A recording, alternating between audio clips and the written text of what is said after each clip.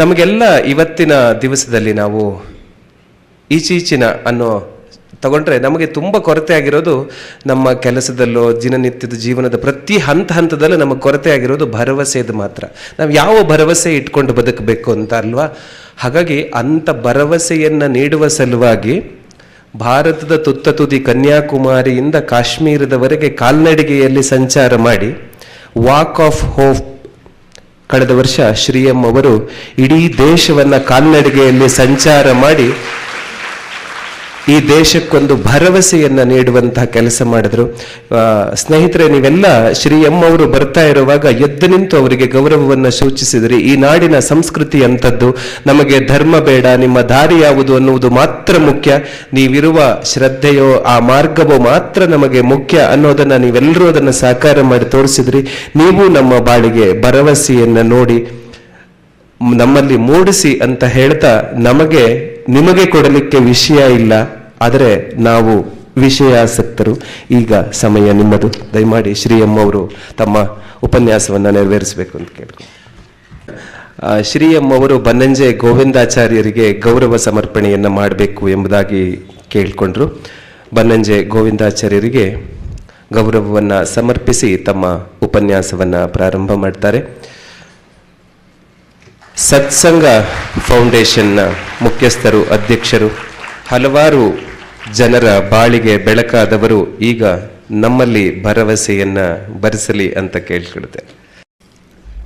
ಸರ್ವೇ ಭವಂತು ಸುಖಿನಃ, ಸರ್ವೇ ಸಂತು ನಿರಾಮಯ, ಸರ್ವೇ ಭದ್ರಾಣಿ ಪಶ್ಯಂತು, ಮಾ ಕಶ್ಚಿತ್ ದುಃಖವಾದ್ ಭವೇತ್, ಲೋಕಾ ಸಮಸ್ತಾ ಸುಖಿನೋ ಭವಂತು. ನಮಸ್ಕಾರ.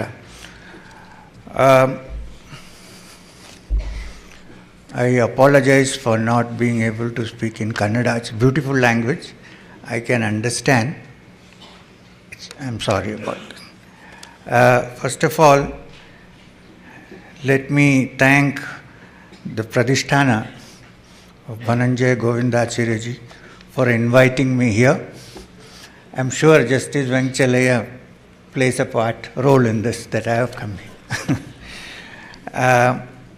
I have not met Bannanje Govindacharya before. It's the first time I'm meeting. I am privileged to meet you, sir. But I have kind of, even though I haven't heard his talks, I have listened to people who have heard him speak, because my wife comes from Udupi. So my wife Sunanda's first cousin Arvind Karnad is a great listener to Bannanje Govindacharya ji. So I have,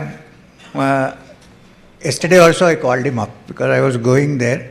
I said, say something. So, Dhanyawad, thank you very much. Of course, Justice M.N. Venkachalaya, we don't have to explain anything. Everybody knows him. For me, he is a very, very dear friend. That much I can say. There are two more people here whom I haven't met. One is Professor Mallepuram G. Venkatesh, who talked about the book. This is the first time I'm meeting you, sir, but I have heard about you also. And Dr. Shankar Rajaram, with his beautiful Sanskrit Kavita, even though he's a doctor on both sides, I suppose. Thank you very much, sir. And of course, all our good friends who are here, ladies and gentlemen. I have been given 50 minutes, but I don't think I can talk for 50 minutes. But I will say whatever I can to the best extent possible, considering that I am in the presence of scholars, great scholars, especially Shri Bannanje Govindacharya ji. So if I commit some mistakes, you will forgive me, I suppose. So let me start from the beginning. Why I came here, mainly because I'm not a great poet, none of these things, but I have had some experiences in the spiritual field. Because of the good luck of meeting a great spiritual teacher Maheshwarnath Babaji from the Nath Sampradaya, who was my Guru. And after having spent some time with him in the Himalayas, so whatever I am going to say is whatever I have learned from him. See, we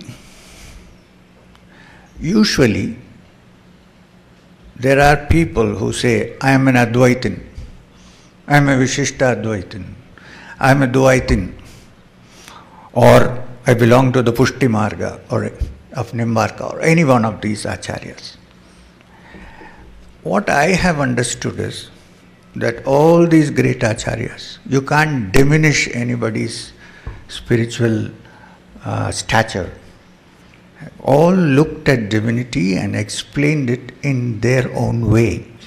And we as humble human beings cannot say this is right, that is wrong, this is wrong, that is right. I think the better thing would be to go deep into the understanding of these matters. Let us start with the earliest. You know that the essence of the entire culture of our blessed land are the Vedas. Even in the beginning, from the Rig Veda, there has been an intellectual tradition, no doubt. We'll come to that. The creation hymn of the Rig Veda starts by saying, in the beginning there was just nothing but the chaos of life. And then it says, in it came the desire of the Supreme. And then in the end it says, before that, what was or who was? Who knows? Perhaps he in the high heaven knows, or he does not know. So, if the great rishis in the Vedas can say that perhaps he knows or perhaps he does not know, how can we in our finite minds expect to know the supreme truth? Please tell me. So we shouldn't draw conclusions. Conclusions stop all inquiry. Now, the same Vedas are not in any way discouraging you from thinking or intellectual analysis. On the other hand, I think they are showing you the limits of one's intellectual understanding. If that is not the case, why would a young person be asked to chant every morning the great Gayatri mantra of Vishwamitra from the Rig Veda, which ends with Dhyo Yona Prachodayat, may my intelligence be stimulated? Which means, don't put your intelligence into cold storage. However, intellect is not everything. And I think the function of the Upanishad, which is the essence of the teachings of the Vedas, is to say that the most intelligent person very soon discovers the limitations of his intellect. It's not an intellectual exercise. People think you can find that supreme being through intellectual understanding, to cerebration. It's impossible. I think the Upanishad itself proves that the most intelligent person very soon understands the limitations of his or her intelligence. Take any one of the principal Upanishads. My favorite is, of course, the Kena Upanishad, because it's from the Samaveda and is one of the principal Upanishads. All acharyas have written commentaries on it, karikas on it. The Kena Upanishad takes you to the dizzy heights of intellectual understanding first. We're coming to second. It starts with a question. Can you imagine 2000 years ago, conservative estimate, maybe more, somebody asking you or naming an Upanishad as the WHO Upanishad, not World Health Organization, WHO, WHO, Keno, Kene Shitam Patati Prasitam Manaha, kena prana pradama prayati yuktaha keneshitam vacham imam vedanti chakshutram kaudeva yunakti. Who is it that sits behind the ear when I say I hear? Who is it that sees when I say I see? Who is it that gives the first impetus to the movement of life? Who? This is the Upanishad, Ken Upanishad. Now, of course, this question is asked not to explain who it is in intellectual terms, but to make one understand that this puny little intelligence that we have of the brain cannot grasp that infinite being. The question is asked. What is the answer? It seems that the Rishi is getting confused. No. The answer is Shotrasya Shrotram Manaso Manayat Vajoga Vacham Sahu Pranasya Prana Chakshushat Chakshuradimuchya Dhira Pratyasmaloga Tamrata Bhavanti. Understanding that which is the eye of the eye, the ear of the ear, this great teachers, the courageous, fearless ones have reached Amrita, have gone to the lokas of immortality. Now, is that to say that it can be understood through cerebration? No. The same Upanishad, after explaining some more slokas, says, Yan manasana manyute yana hurmanomatam tadeva brahmatvam vidhi nedam yaddidam upasate. I need a clarification here. People say, oh, there is no point in worshipping anything here. Nedam yaddidam upasate. Or they say, and manasana manyute, that means we have only the mind as the instrument. So where do we go? Where do we go? So, as Babaji explained to me, and I listened carefully sitting at his feet, he said, there are two things to be clarified. One is the Upanishad is trying to say that that thing which you are trying to find out cannot be understood by the ordinary mind. Not the mind in its present state of running behind all the sense organs and coming back confused, not that mind. The other is Nedam yad idam upasate, nothing that you worship here. What do we worship here? Is it talking about worshipping a god or an image, or is it talking about worshipping what we worship? Pride, greed, name, fame. None of the worship of these things is going to lead you there. This is the message.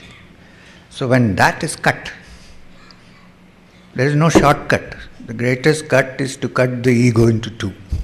No other cut. When this is done, perhaps the mind, which has now become purified. Now, in this point, I want to say something. Adi Shankara might have talked about Advaita.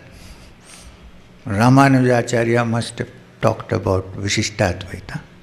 Madhva, the great, must have talked about Dvaita. But none of the and many other acharyas after that, none of them have any dispute over one fact.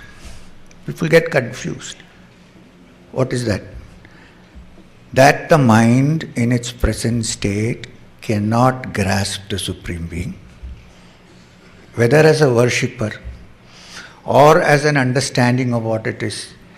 In either way, the mind in its present state cannot understand. This is not disputed by any acharya. Then what do you do? This mind has to be purified. Purified through work, worship, action, meditation. There are so many ways sadhanas have been prescribed, including the sadhana of daily worship. Only the mind which engages itself in this and gets purified can even hope to conceive of that Supreme Being. This is indisputable. You can say, oh, I believe I am a Dvaitin. Okay, fine. Is the mind purified? I am an Advaitin. Fine. Am I caught up in am I going around saying, Aham Brahmasmi, and keep my head up? When Ramanujacharya described Vishishta Advaita, he gave a beautiful example. He said,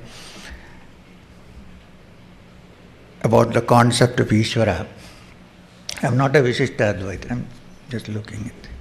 I'm nobody, he said that water is water in the sea, water in the river, water is also water in this little bowl that you keep on the top of a table. That's also water, identical. But you cannot run a ship on the bowl of water which is on the table. The difference between Ishvara and you and the Jiva is that the ship cannot be run on this. Essentially it may be the same substance. Maybe, we don't know. So, what I am trying to say is the purification of the mind is the most essential part of this understanding. And if that happens, we will leave it to the acharyas to decide if it is the same or different or same and different at the same time. In fact, Chaitanya Mahaprabhu said, if it is the Supreme Being, it may have form or it may not have form, or it may have form and not form at the same time. If you say no, then it is not infinite, it is a finite being. So, let's not get caught up in that. So what is the path left to us? Is to purify the mind and move towards this understanding. This is the teaching of all the Upanishads, all the Acharyas. I will come back to Shankaracharya after a while because we can't leave Shanghai. He comes from my state.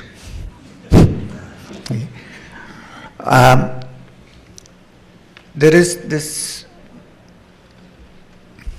Now we come to the Bhagavad Gita.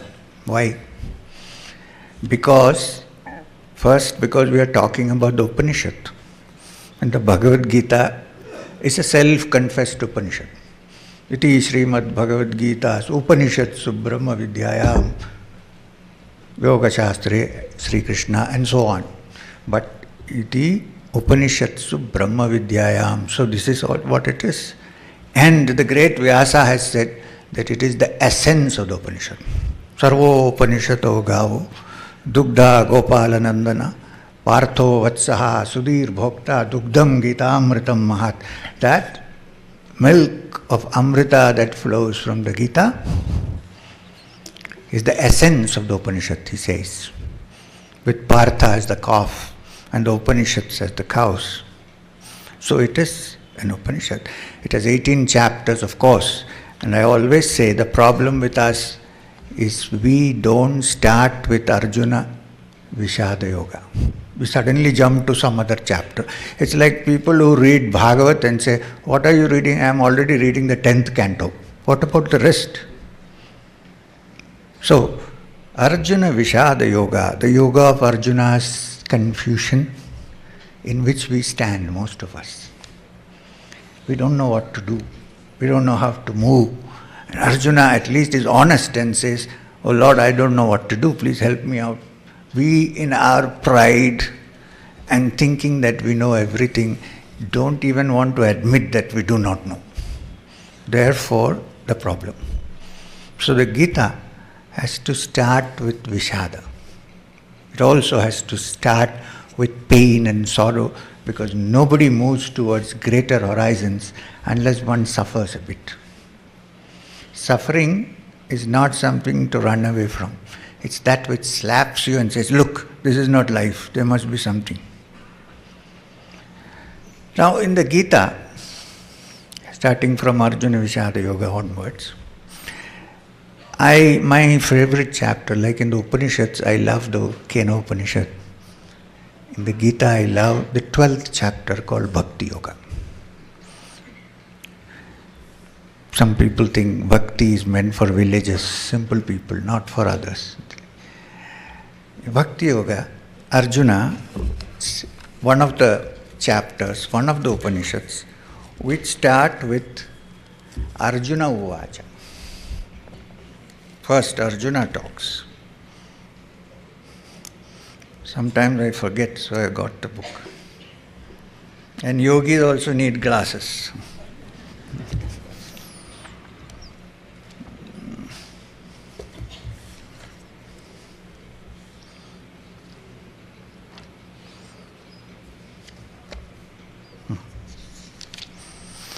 So, It is a beautiful question. Arjuna Uvacha Evam Satadayuktaye Bhaktastvam Paryupasate Yachapyaksharam Avyaktam Tesham Ki Yoga Vittama. Arjuna asks Krishna, there are people who are devotees of you, who love you and worship you in many ways. There are others who think of you as the Akshara, the unmanifest, the absolute. Who do you think is a greater bhakta or a greater yogi among them? And Krishna, you know how he is. He starts the Kurukshetra war and he fights with somebody on his side. He wins the war and he says, I don't know. So, in his own inimitable way, he says, I consider both as perfect yogis, but etav aksharam manirdeshyam avyaktam paryupasate sarvatragam achintyam cha kuthastam achalam dhruvam. Those who worship the Supreme Being as the imperishable, absolute, firm support of the world, etc., etc., they also reach me. They also reach me. What does that mean? But the qualities of their mind is more important than the mode of worship. And what are the qualities of the mind? Samniyam indriya gramam sarvatra samabuddhaya te prapnuvanti mameva sarvabhuta hite rata. Those also reach me, but the qualities of the mind have to be there. What are the qualities? The senses must be under control. Samniyam indriya gramam. Their senses must be under control. The mind should not run away with the senses. Rather, it should obey. The senses should obey the mind. One. This is not my qualification. It is from the Gita, 12th chapter. Please read. Second, sarvatra samabuddhaya. Under all circumstances, the mind of a devotee. Here you can say devotee because it is bhakti yoga. You don't have to necessarily say yogi. Remains calm, quiet, balanced without moving. Shitoshna sukha dukkheshu. In sukha or dukkha, in heat or cold, the mind of the yogi, in praise or blame. For the yogi, for the muni, stuti, praise and abuse are the same, equal. There is no difference. If the mind can remain, how is our life? When we gain one thing, we are high up there. When we lose something, we are down here. This is our life. Is it possible that we can stay balanced in the midst of all circumstances? Sarvatra samabuddhaya. Can we take insult and praise as equal? Suppose you call me a fool. You say, I don't know what this fellow is talking. He's a fool. Suppose I don't know English. What happens to me? And if I know Hindi, I might think you're calling me a fool, flower. It's how I make the meaning out of it, not what you say. So can sarvatra samabuddhaya, and the last, sarvabhuta hite rata. One whose mind is constantly endeavoring to show compassion to other living beings. This is there according to the Gita. One is moving toward, forget about whether it is supreme, whether I am there or it is there, or we are the same or we are the different. First, these qualities have to be developed. And when you reach there through anubhava, one can decide. Acharyas have different reasons why they said many things. We have too limited a mind to try and either to criticize or to find faults. We have to look at it that way. Now, I come back to Shankara, Adi Shankara, who has written so many commentaries, karikas on the Upanishads in the Advaitic texts. Some people dispute this. We are asking, is it the same Shankaracharya who finally said, Bhaja Govindam, Govindam Bhaja Mudamate, Samprapte Sannihite Kale Nahi Nahi Rakshati Dukran Karane. Stop all your hair-splitting arguments. Your time is drawing near. One leg is in the grave. Bhaja Govindam, Govindam Bhaja Mudamate. Now, can it come from somebody who, talking about the Supreme Reality, said, Brahma Satyam Jagat Mithya? Yes. Why? Because I think it is the interpreters who have destroyed the essence of the real, not the original writers or the original teachers. Again, it is the same Saundarya, if you believe. Some scholars say, no, who wrote the Saundarya? And where is he? Climb down. Bhavani tvam dase mahi vitara drishtim sakarunam. Oh mother, put your compassionate eyes on me. Who am I writing praises about you? So what is the element that is required? Bhakti is the element that is required. Without that, no amount of scholarship is of any use. That's what I'm trying to say. It is good, you need it. I'm not saying you should not. But unless the mind is purified, unless there is that department in the heart which opens up, all this will prove to be merely weight that we carry in our head, which the Mundaka Upanishad said, Andheineva niyamana yatandaha, the blind leading the blind. It's not from Shakespeare. It's from the Mundaka.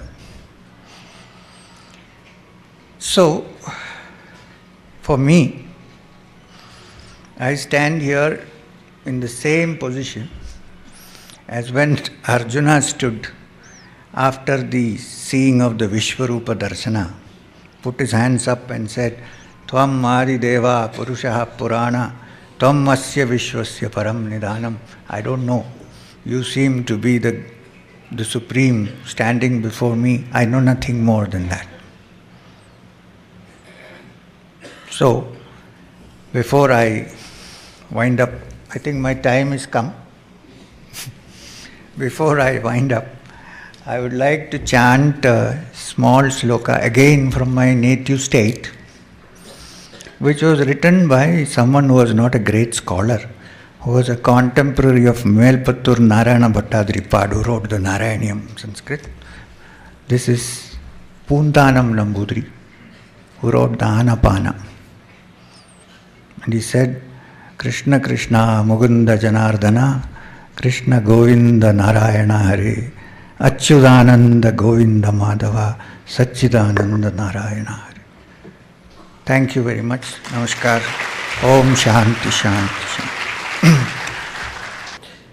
ಈಗ ನಿಮಗೂ ಭರವಸೆ ಬಂತು ಅಂತ ಭಾವಿಸ್ತೇನೆ. ನಮ್ಮ ಹಿರಿಯರು ಹೇಳಿರೋ ಒಂದು ಮಾತಿದೆಯಲ್ಲ, ಬಹುರತ್ನ ವಸುಂಧರ ಅಂತ. ಇಂತಹ ಹಲವು ರತ್ನಗಳು, ಸಾಧಕರು, ಸಿದ್ಧಪುರುಷರು ಈ ನಾಡಿನಲ್ಲಿ ಆಗಾಗ ಅವತಾರವೆತ್ತಿ ನಮ್ಮಂಥವರಿಗೆ ಮಾರ್ಗದರ್ಶನವನ್ನು ಮಾಡ್ತಾ ಇರ್ತಾರೆ. ಹಾಗಾಗಿ ಇಂದು ನಮ್ಮೊಂದಿಗೆ ಉಪಸ್ಥಿತರಿದ್ದು ವಿಶೇಷ ಉಪನ್ಯಾಸವನ್ನು ಅನುಗ್ರಹಿಸಿದ ಶ್ರೀ ಎಮ್ಮವರಿಗೆ ಬನ್ನಂಜೆ ಗೋವಿಂದಾಚಾರ್ಯ ಅವರು ಪ್ರತಿಷ್ಠಾನದ ಪರವಾಗಿ ಗೌರವ ವಂದನೆಯನ್ನು ಸಲ್ಲಿಸಬೇಕು ಅಂತ ಕೇಳ್ಕೊಳ್ತಾ ತಮ್ಮ ಭಾವವನ್ನು ಪ್ರಕಟಿಸ್ತಾ ಇದ್ದಾರೆ.